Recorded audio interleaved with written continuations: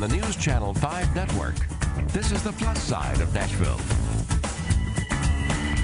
Hi everybody, welcome to the show. I'm Tawanda Coleman. You know, reading is one of those things that most of us take for granted. We just assume everybody knows how to read, right?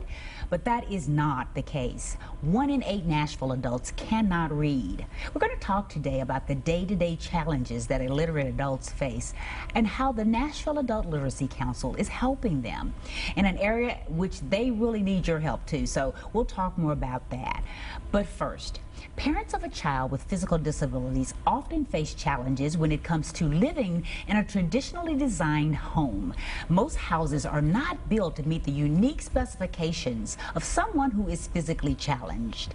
Tucker's House is a nonprofit organization that adapts homes for children with special needs. And here to tell us more about it is the organization's founder and CEO, Sunny Rosanbalm, along with Sandra Zaccari, who is a pediatric physical therapist. And welcome to you both.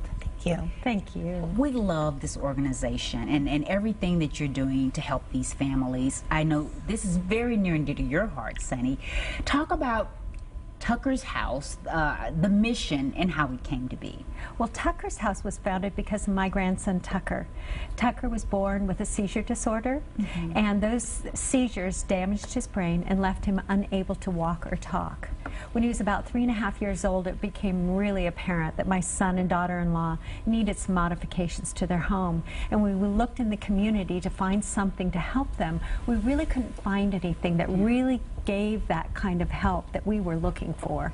So that's when Tucker's House was founded. I'm an architectural designer and my husband's a builder. We've been doing this for years, so why not take the love of our grandchild and understanding and be able to help the community. Wonderful. So we're talking about you guys go in, and if the child maybe is in a wheelchair and they need a ramp, then you help build ramps. If they maybe need assistance in the bathroom, you help that sort of thing. That's right. That's right. You know, we find that the bathroom is a huge problem for these families. These kids grow. They get to the place where the parents just cannot lift them. So it's not only for the safety of the child, but it's also for the safety of the caregiver, because they're repeatedly lifting those children day in and day out. Yeah, and that does take a strain on both the child and the parent. That's right. Absolutely. Sandra, you get to work very closely with these children and assisting them in being mobile in their own homes. You know, a lot of us take that for granted, that, you know, we just come and go. Talk about the children that you serve and how do you help them? As a pediatric physical therapist, I do work with a variety of disabilities that our children have, primarily cerebral palsy, spina bifida, even some of the children with Down syndrome. And overall, as a therapist, having a strong understanding of how these children move in their environment, in both the community and the home, and what's critical for them to be as independent and safe as possible. So when Sunny and I go into the home, we're looking at, quote unquote, the big picture.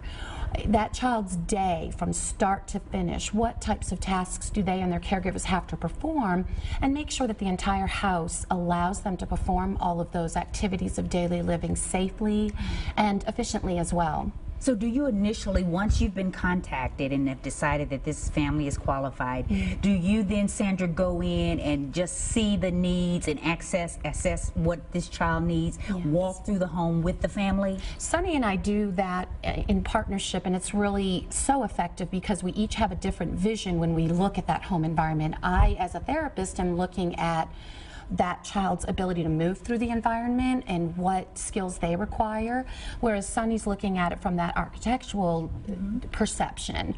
So when it comes to the bathroom, I'm thinking to myself, well, this is how this child's going to transfer to the tub, and Sunny is looking at it, well, we need to widen the tub, we need to widen this space. So it's really a very cohesive view that we end up having when we evaluate the home environment together. So for those folks out there who may be watching Sunny, and maybe they've got a child that has some sort of physical disability, what are the qualifications? How can someone qualify for Tucker's House?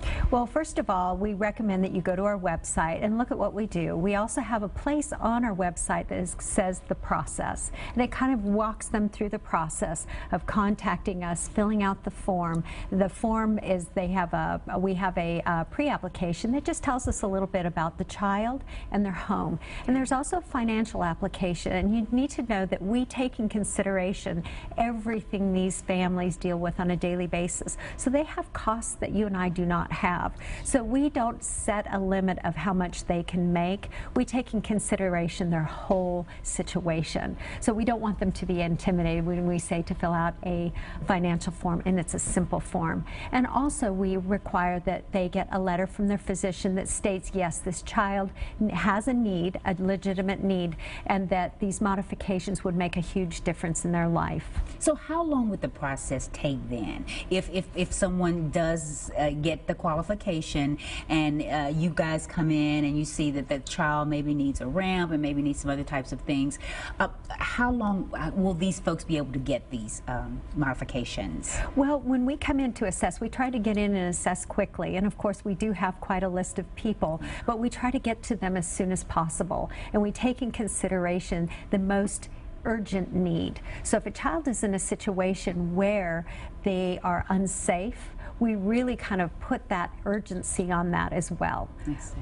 So what does these modifications mean? I know, I can just imagine that once the child feels the freedom of being able to come and go or hold on to things as well as to the parent, what do these modifications typically mean to these families, Sandra? Well, again, when we go through the family's daily life, whether it's from the moment that child wakes up, what is their routine, dressing, toileting, those types of things, how often do they go in and out of the home, in and out of the vehicle, and so primarily we do a lot of accessibility to the home, ramps, vertical lifts.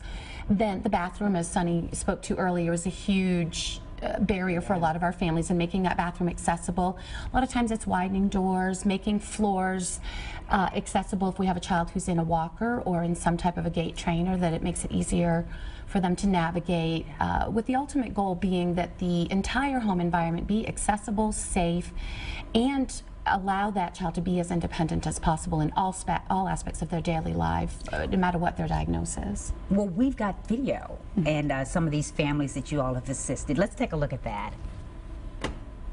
Tucker's house has made a world of difference for my family. They've built the ramp out front so we can get Abby in and out of the car in her wheelchair.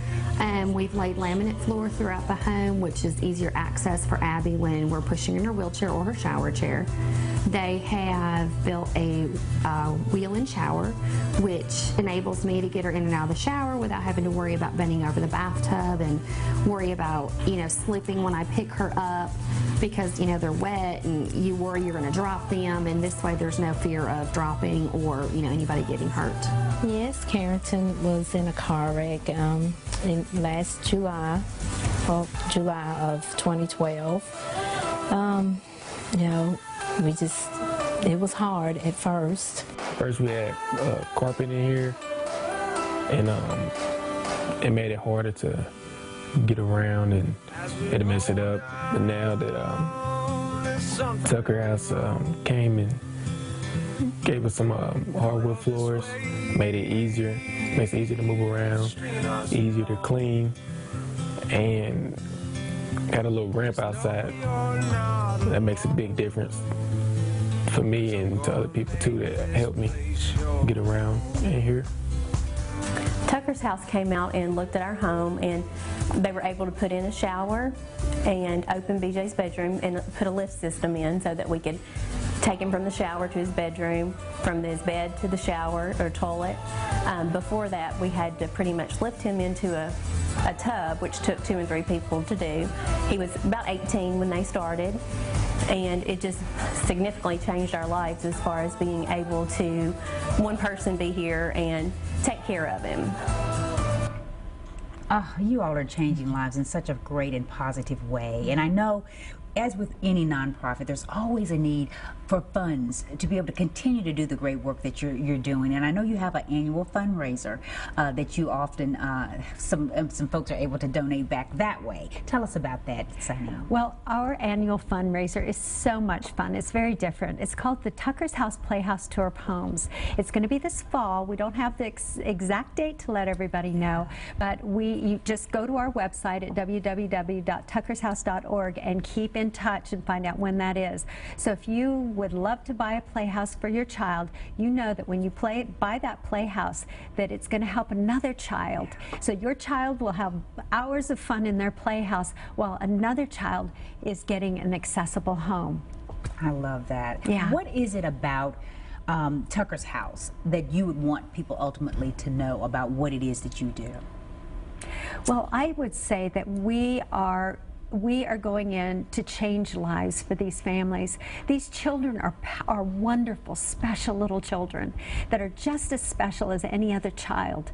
And they can't modify a house themselves. These families can't modify the house themselves. They don't even really know what to do. Even if they have the money to do it, they don't necessarily know how. Sandra and I know how to go in and make a difference in that way. Yeah. You agree, right? Absolutely. As a therapist, I'm involved in these children's lives. I provide therapy once or twice a week, and oftentimes for years to some of these children. So you get pretty involved in their life, and just to see the impact that it's had on some of these children, because I do see them weekly, it's so amazing and such a blessing. And it was a blessing to have you both on, and to get to hear it actually from those families was really nice as well. Well, thank you for the great work that you're doing. Thank you for having us. Thank you for being here. Thank you for having us. It's been my pleasure. When we come back, we'll hear how the Nashville Adult Literacy Council is helping those who cannot read. Stay with us.